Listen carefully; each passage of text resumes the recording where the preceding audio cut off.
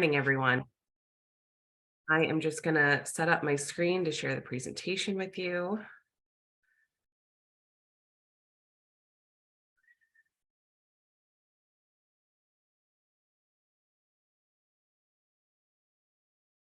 All right. So as Catherine said, my name is Shelby Finkelstein, and I am the Advancement and Grants Program Strategist here at CultureWorks.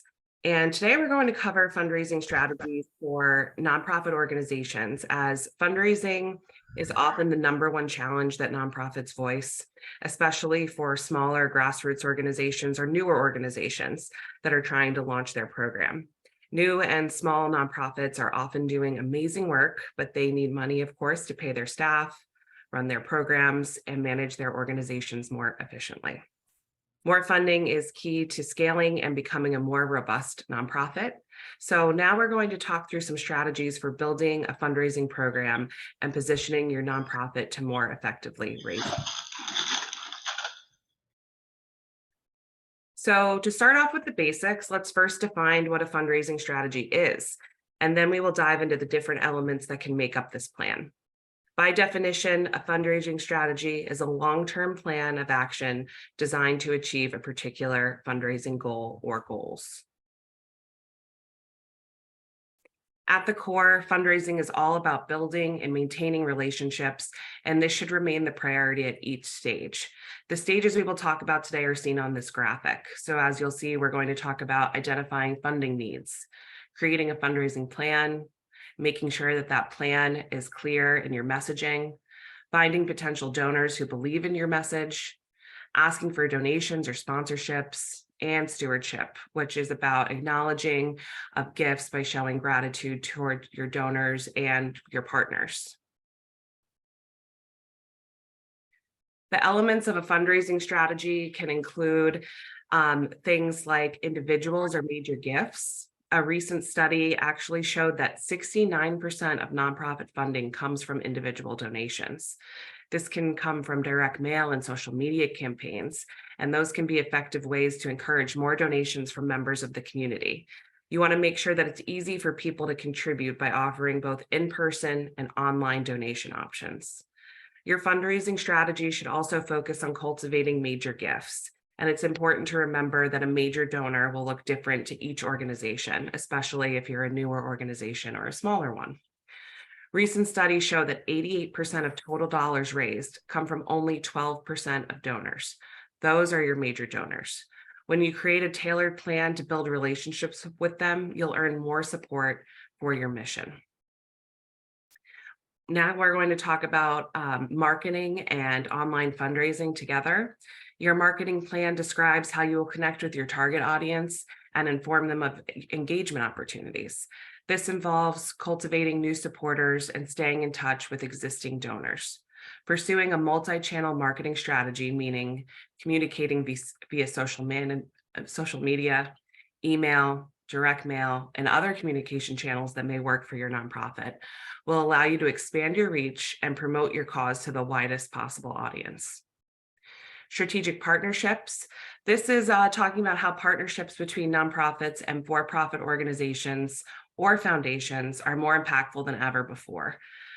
Private foundations and businesses are looking for more opportunities to expand their philanthropy programs, especially for corporations who are looking to bolster their reputation while giving back to the community. Nonprofits can benefit from a variety of corporate philanthropy programs, ranging from event sponsorships to in-kind donations to corporate matching gifts, which can also come from individual donors who make a gift that their corporation will then potentially match. So I always advise that if you have a donor that works for a major corporation, to get in touch to see if they have a corporate matching program, because sometimes that can be a 1-to-1 match or a 2-to-1 match. So definitely explore those options. Donor stewardship, also what we talked about before about acknowledging and thanking for the gift, is the process of developing strong relationships with supporters after they donate to your cause. When you're building deeper relationships with these donors, you can turn one-time donors into ongoing, hopefully lifetime supporters of your mission. Donor stewardship also helps you boost your donor retention rate, helping you to earn more over time. And what you may realize is missing here is events, and you may consider those in your fundraising strategy. But we advise that you should be careful not to spend huge amounts of money to raise a relatively small amount of money, and to weigh your capacity and fundraising projections before taking on events. If you're interested in pursuing events, I recommend starting small and scaling as you grow. Now we're going to talk about why have a fundraising plan. First, it can help you to set priorities. A fundraising plan is a roadmap to help identify your organization's goals, plans, and timelines, and it will help you in meeting your financial goals and setting your priorities as an organization. It also helps to increase involvement. It helps to get everyone on the same page and function more cohesively so that everyone is working toward the same goal. This is ranging from staff, board, volunteers, and any of your other constituents. It also moves you from being in a reactive stage to proactive. It mitigates risk and limits the need for last minute or crisis fundraising. So you already have a plan in place in case the worst happens. It also diversifies revenue streams. It ensures that you're not limiting your organization to one source of revenue, such as only getting revenue from individuals or foundations or corporations, which ultimately assists with your organization's sustainability. We will talk more about this a little later, but a plan also assists with detailing tracking, which is useful for evaluation and improvements of your plan as an organization. And speaking of diversifying revenue streams, Giving USA's most recent resource analysis of nonprofits is shown here. This was done in 2020. And ask yourself now, just at home, what does your nonprofit's pie look like? Or make a plan to dig into what that might look like later. When analyzing your revenue streams, be sure to look at the number of gifts within each category as well. Make sure that any one line isn't too dependent on any one source. For example, if your entire foundation line is one $500,000 grant, because that probably won't be too sustainable. How you slice up your funding sources or a variety of revenue streams has an enormous impact on your nonprofit's future and sustainability. Not only can revenue diversification help you mitigate risk, like we talked about before, but an intentional plan for it can allow you to engage new donors and deepen your current donor relationships. And if you'd like to take a look at this study, you can head to givingusa.org. We'll talk about it one more time in the presentation. I'm also happy to send links to anyone who would like to look at it a little bit more closely. Now we're going to jump into creating a fundraising strategy and the components to consider when doing so. Before you begin to draft a fundraising plan, it's important to review and evaluate what is already working for your organization and what may need to go. One way you can do this is through a SWOT analysis, which stands for strengths, weaknesses, opportunities, and threats. And again, that's identifying what worked well and what didn't to more easily identify areas. First, you'll need to answer some high-level questions, like what is your fundraising goal? Set goals that are achievable given your organization's current capacity. Consider yourself and/or your staff size and the time everyone has to devote to fundraising pursuits, your current budget, and your past fundraising totals if you are an existing nonprofit. However, you should also set goals that are ambitious enough that they give your team something to strive for and be motivated by. This can include dollars to raise, current donors to renew, and new donors to acquire. This number should not be drawn out of thin air, but based on the needs of the organization and your past experiences. For what are the funding sources? This can be government, corporations, foundations, board giving, individuals, fees for service if your nonprofit offers certain programs to the community. Again, we talked about special events, service clubs, things of that nature. Referencing the Giving USA study that I talked about before, total charitable giving in the US reached more than $471.4 billion in 2020. Of that amount, 69% came from individuals. The rest of the philanthropic pie that we saw before consisted of government and foundation grants, bequests, and corporate philanthropy. So it really is important that you focus in on your individual donors and how best to reach them. And talking about how can you reach these sources, you can search for requests for proposals for grants, apply for grants directly to, if you are aware of a foundation or corporation that offers a program, direct mail, appeal letters, presentations to the community, outreach events, making sure that you are out in the community and people have an opportunity to learn who you are, get to know you better, and sponsorships. Additionally, talk to people who come to your exhibits, performances, programs, whatever you're offering, to build new relationships and strengthen the ones that you already have. Who will help you fundraise? This can be your board and committee members, program staff, volunteers, consultants. You will determine who will lead the efforts, and just make sure that, again, that you are thinking about folks' capacity and who really has the best amount of time to devote towards this. And timeline, you are going to set a reasonable timeline to attain a reasonable goal. So just think through this piece before implementing your fundraising strategy so that you're not setting yourself up for failure and that you are being realistic about how long that this may take.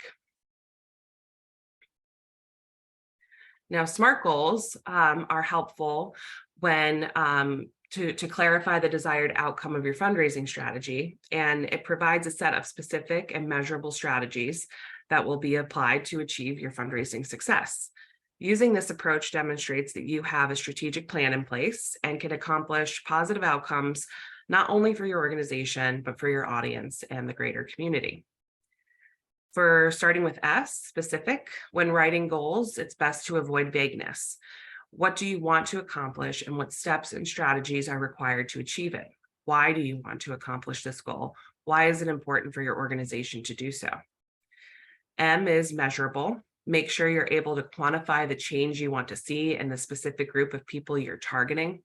You need to be able to quantify your success and know and recognize when you have achieved your goal. A is attainable. Be realistic about skills, experience, and abilities of not only yourself, but your staff. Are there any obstacles or limitations that will stop you in reaching your goal? What skills or tools are required to achieve your goal? Do you have these, or can you easily access them? R is for relevant. Will achieving the goal be meaningful to your nonprofit and target audience? Why is it important? The goal should align with your organization's mission and values and align with your stated outcomes and rationale. And lastly, T is time-based. Having a timeline keeps everything on track. It adds some healthy pressure in our busy workdays to not procrastinate and focus on prioritizing and achieving your success. Some examples of SMART goals can be to increase individual donors by 20% by Q4, recruiting 2 new corporate sponsors at a $5,000 level for a fundraising event by such and such date. And it's also important to know that SMART goals and this process applies to grant writing.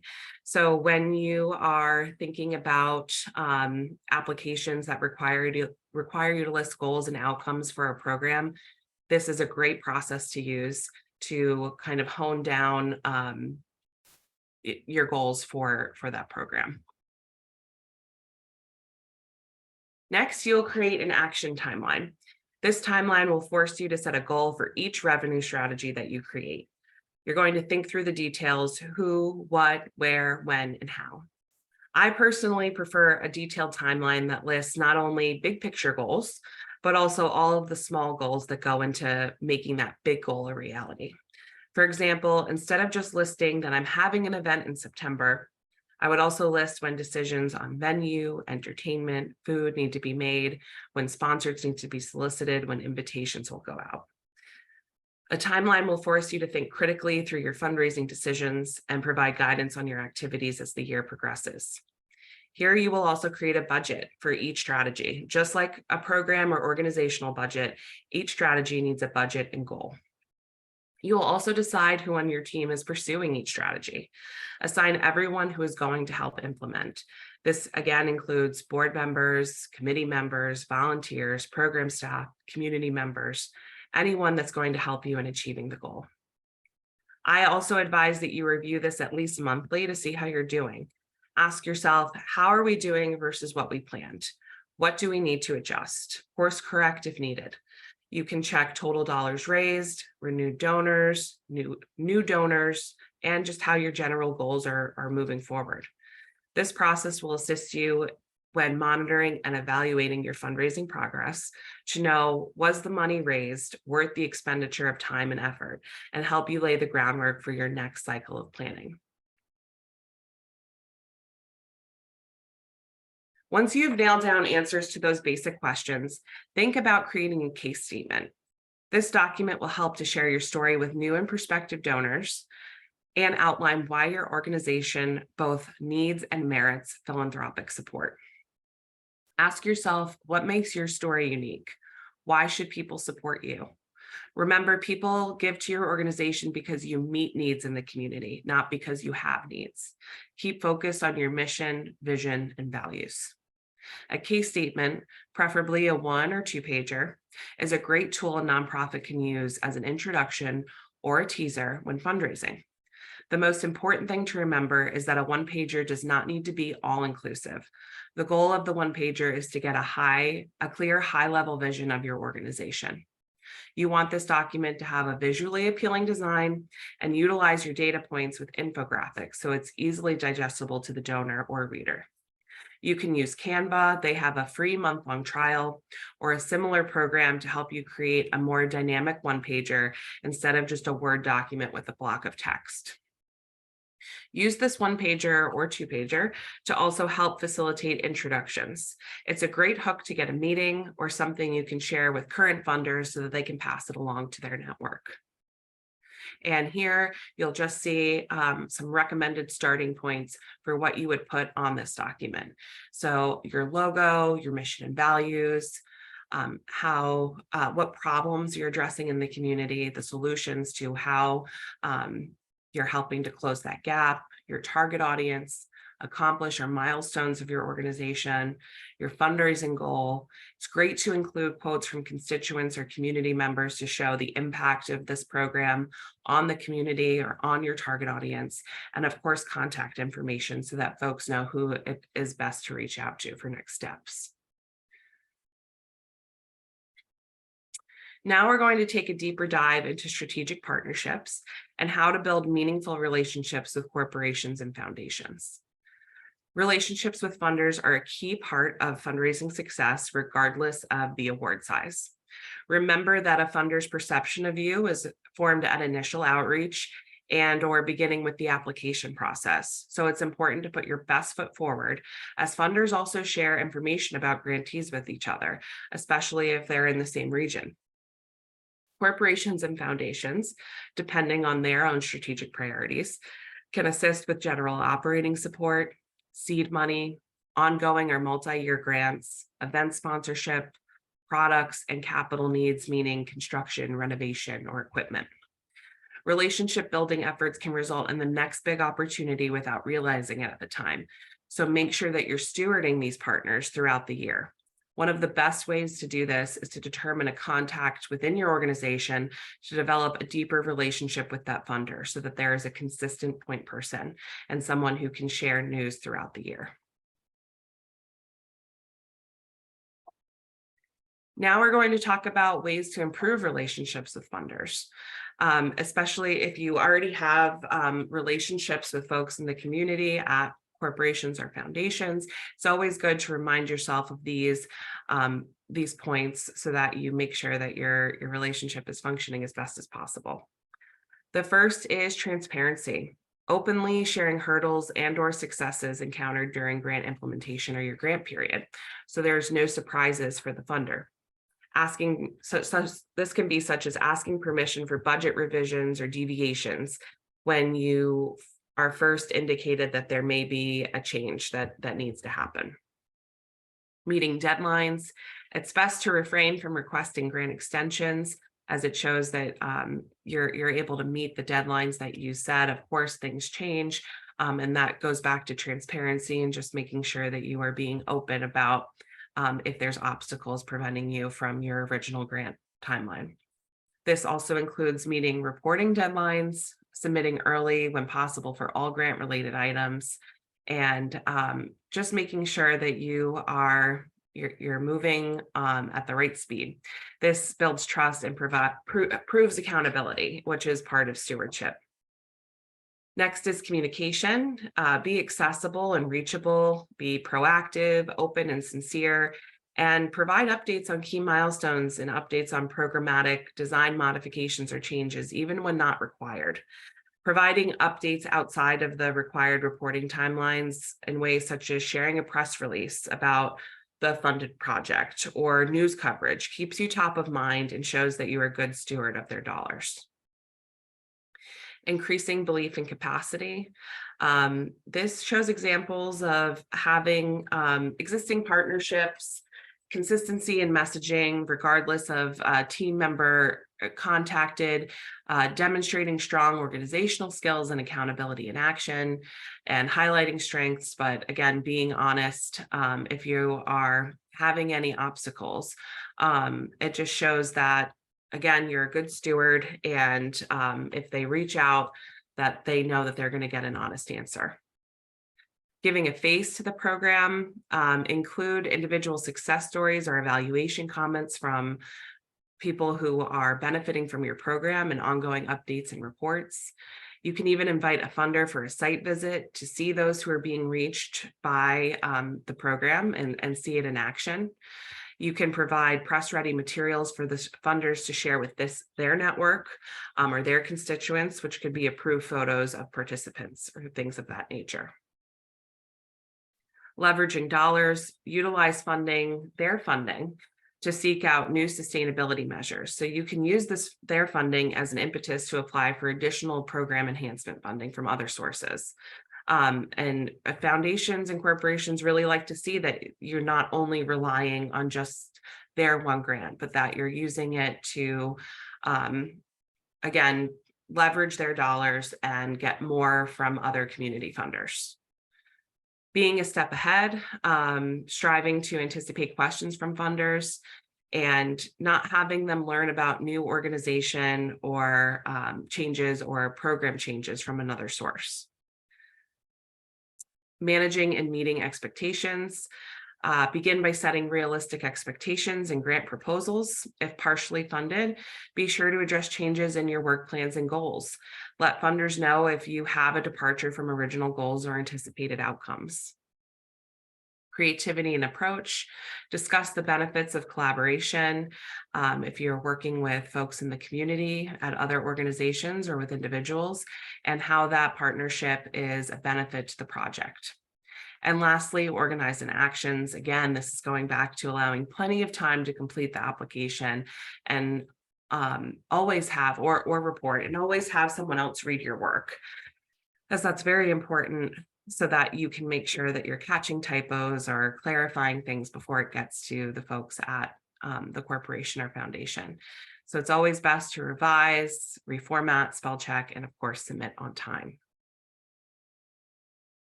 Next, we'll go over some tips to best engage with funders. So one tip that I always recommend is understand if pre-application discussions are required, encouraged, or discouraged. It's important that you're following the guidelines and rules set by the foundation or corporation and respecting their processes. Usually this information can be found in their grant or sponsorship guidelines or FAQ pages. So please read through those thoroughly and then ask questions if still unclear. When communicating with funders, especially in applications, write clearly and use their terminology.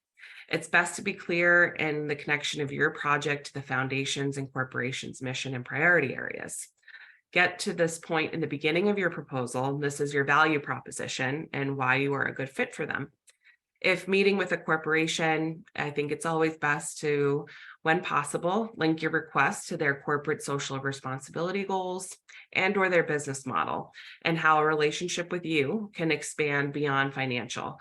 This could be volunteer opportunities for employees, as many times corporations like to have their employees active in our communities.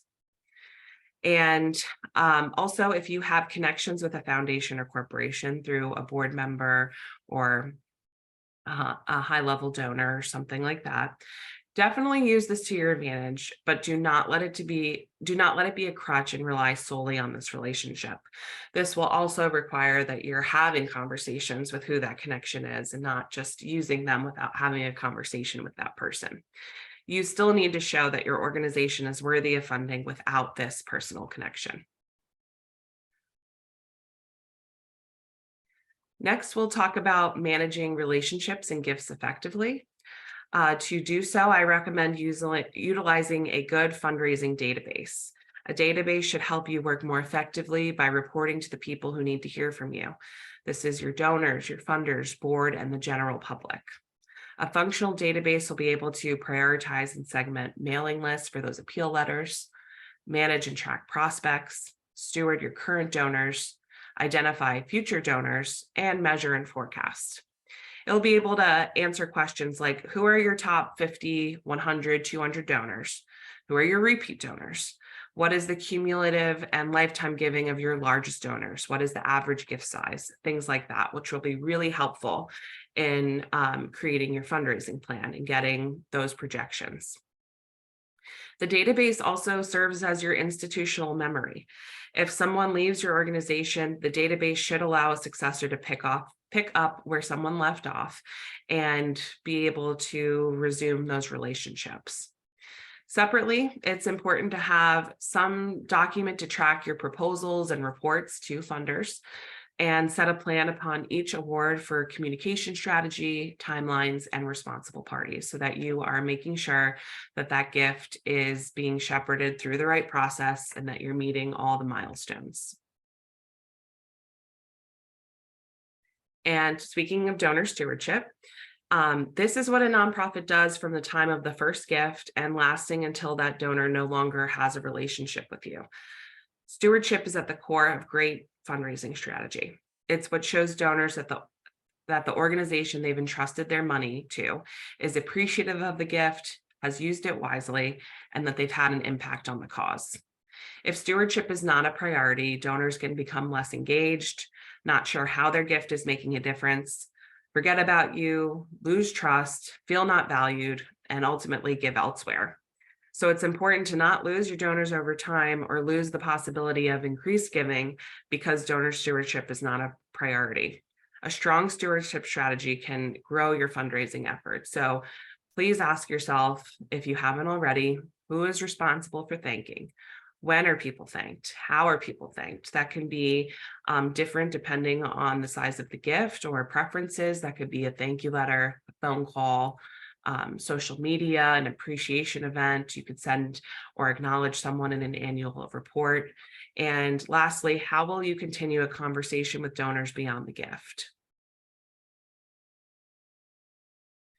So what we covered here today is just the tip of the iceberg when it comes to fundraising strategies. There are regional and national resources that can help you to take a deeper dive on various fundraising topics. So please be sure to look into these additional education opportunities.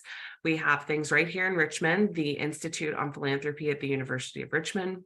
There's also the Academy of Nonprofit Excellence in Norfolk, the Center for Nonprofit Excellence in Charlottesville, and the Grantsmanship Center in Los Angeles. All of these offer virtual opportunities. So you don't even have to leave the comfort of your own home, but definitely check out these resources, as again, they are great for taking a deeper dive on topics that you might be more interested in learning about. So in closing, as your organization develops, so will your fundraising plan and fundraising strategies. Ensuring buy-in from your donors, funders, and board, and keeping your goals achievable will ultimately support your fundraising efforts.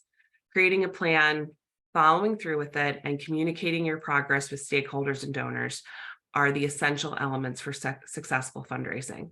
Remember that your strategies and plans are dynamic, they're flexible to new opportunities and the lessons that you're learning along the way, and continue to review and revise it as necessary. And remember to celebrate your victories, because that is a huge part of this. You're working hard, and it's important to take stock of what you've been able to accomplish. So thank you so much for your time today. I will stop here and answer any questions that folks may have, or if anyone wants to talk about any of their fundraising successes or obstacles that they have encountered.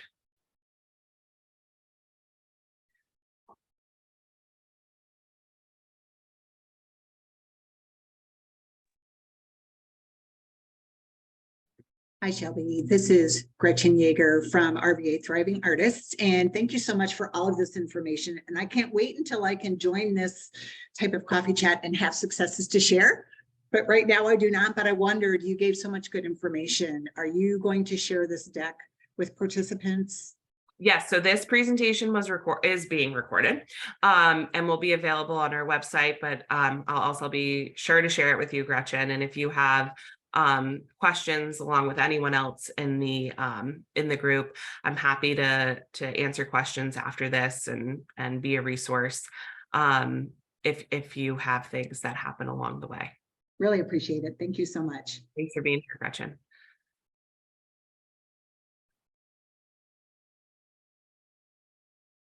I see someone raise their hand. Unfortunately, I don't have a name on your picture. It says iPhone. If you know who you are, please feel free to unmute yourself and ask your question.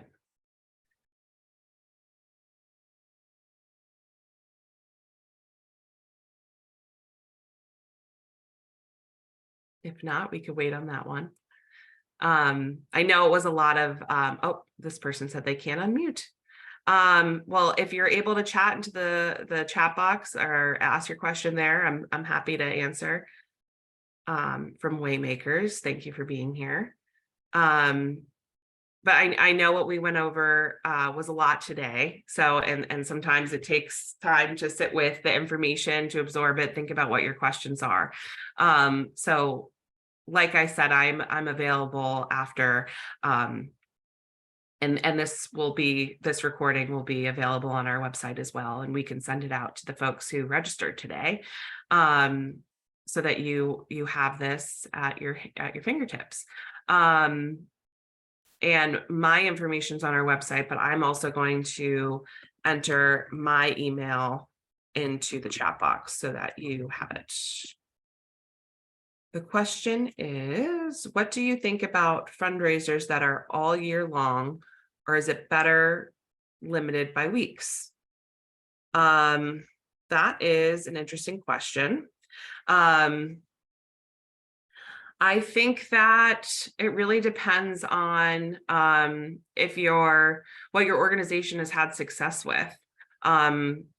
Personally, I think that if you are starting out for the first time, and you haven't tested this before, I think it might be better to be limited by weeks so that you have maybe a smaller goal to achieve or more focused time to devote to it. But also, if the fundraiser is a big thing, like a capital campaign, then of course that might be something that you're focusing on longer. But happy to talk to you about it more with more detail. Scott, I don't know if you have something you want to jump in on there. Yeah, in addition to what Shelby said, I think on this idea of weeks versus all year long, I think a lot of donors respond really well to a sense of urgency. And so the more you can create that sense of urgency by limiting that time window, I think that can help.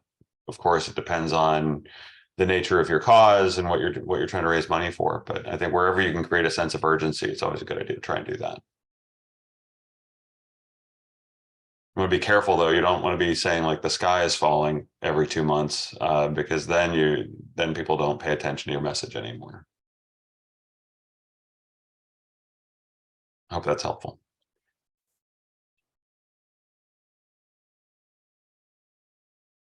Great.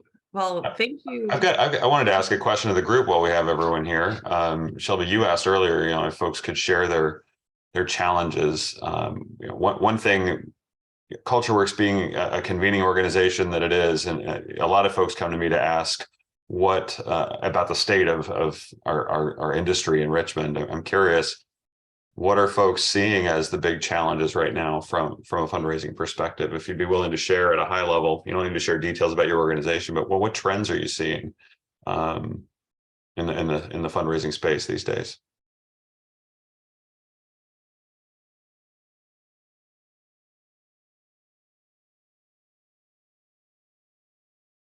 No one's seeing anything. No one's raising any dollars. I don't believe you.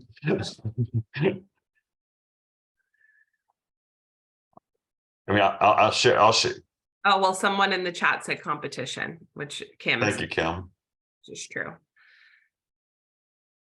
Yeah, there's certainly a lot of different nonprofits out there. And you see it in November when everyone's getting the appeal letters. We all get a lot of letters, right?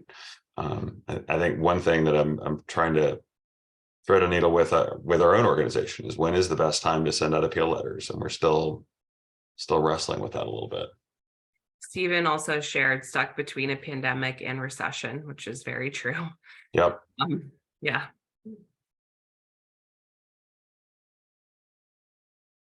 And sorry, I missed a question from Lily, who asked, are 2 major fundraisers per year too much? Again, I would wonder what your has it worked in the past for you, or is this your first time? Is this your first time kind of endeavoring on this? Again, everyone's version of major is different, and your pool. I don't think necessarily, but if you want to talk about it more offline so we can discuss the details, I'm happy to do that. But no, I don't think that it's too much. Fundraising is a year-long process with many activities going on throughout the year in different ways. So it may be also that you start implementing other types of smaller fundraising activities throughout your program year as well. Wanted to thank you to the folks who are sharing your challenges on the chat. I won't respond to all of them, but I'll say none of these are surprises. We've experienced some of them at CultureWorks. I know other organizations are experiencing them, so you're not alone. To the person that said sustaining relationships even with volunteers, I know that's a big challenge right now, and this ties in also to what Anna said about some individuals and corporations giving 40% and 60% less than other years. One thing that I think many organizations are going through right now, we've been limited in capacity, we've been limited in our ability to pull people together, and perhaps we've been relying on the way we've done things in the past. We all have to find ways to break through maybe what worked 4 or 5 years ago, and find new stories to tell about our successes during these incredibly challenging times, and find ways to shake up our existing relationships in a good way, like reinvigorate those relationships. Just some things that I've been thinking about, how we can do that within our own organization. We're trying some new things at CultureWorks that we've never done before, and just got to try some new things and see what works. Scanning the list of comments. Shelby, you see anything else you want to comment on? No, just I think it's good to recognize that folks are echoing the same challenges, so at least you're not alone.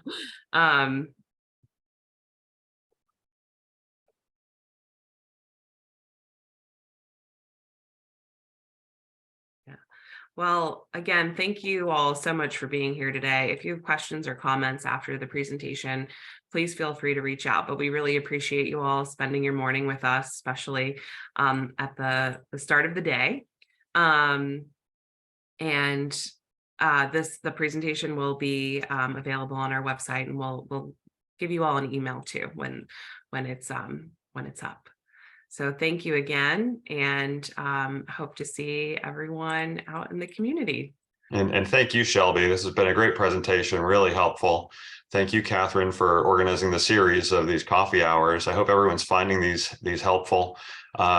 Feel free to shoot Catherine your ideas about other topics you'd like to see covered on these in the future. I know we have a great lineup planned already for the year ahead, but always would love to hear from folks if there's things we can do to make these even better for you. So thank you, everyone.